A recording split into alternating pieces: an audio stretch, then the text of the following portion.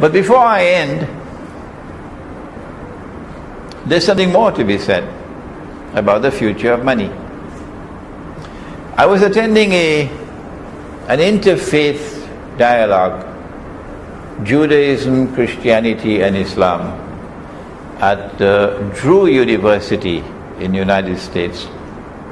I was the solitary speaker for Islam, and I was outnumbered. There were so many rabbis and so many Christian ministers. Wow. But it was a very interesting experience to dialogue with Jews and Christians at that time. So during the process of the dialogue, I said that when Jesus went into the temple, the gospel says that he found the money changers ripping off the people, and he cursed them, and he overturned their tables, and he chased them out of the temple. But they don't tell us this about Christmas time, when they only talk about the lamb. This was Jesus the lion. So I said, I don't think they were money changers. I think they were lending money on interest. Oh my gosh. When I said that, the rabbis were smiling, the ministers were smiling. We got Imran now. So one of the chief rabbis got up, smiling, and very gently said to me, "No, Imran, you're wrong. Let me tell you what is right." And then he explained to me, in a very nice way he did it. You see, Imran, the temple minted its own coins. Because the Roman government, when they minted their coins, they'll put the head of that, the British call him a bloke, the emperor, on the coin. And this was haram. It's not kosher. Because graven images are prohibited by the law. But the people had to come to the temple.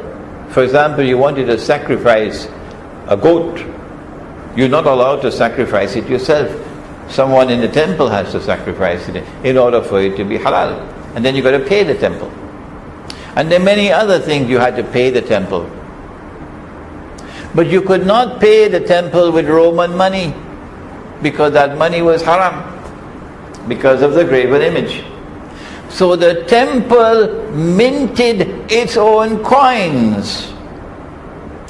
And when the people came to the temple, they had to go to the money changers, and the money changers will change the Roman money for the temple money.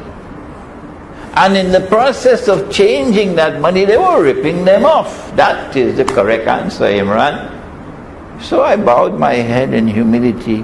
Thank you for correcting me.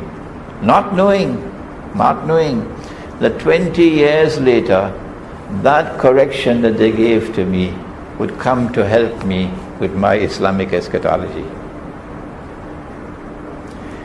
The false Messiah, Dajjal, cannot rule the world from Jerusalem and have Jews accept him as the true Messiah if Israel is using bogus money. No. Israel will have to mint gold and silver coins. And these gold and silver coins will have no graven images.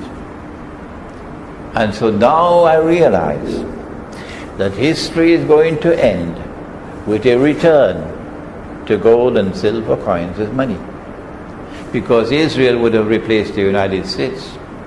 And the rest of the world following Israel will have to return to gold and silver coins as money. This is coming. I don't know how soon, maybe 20 years or so. But this is coming. And it is amazing, as I speak, that there are so many states in the United States of America which are now either enacting legislation or about to do it to make gold and silver legal tender. Utah was the first. Our next speaker probably has more knowledge of this subject than I do. And so now we end our talk on Islam, the international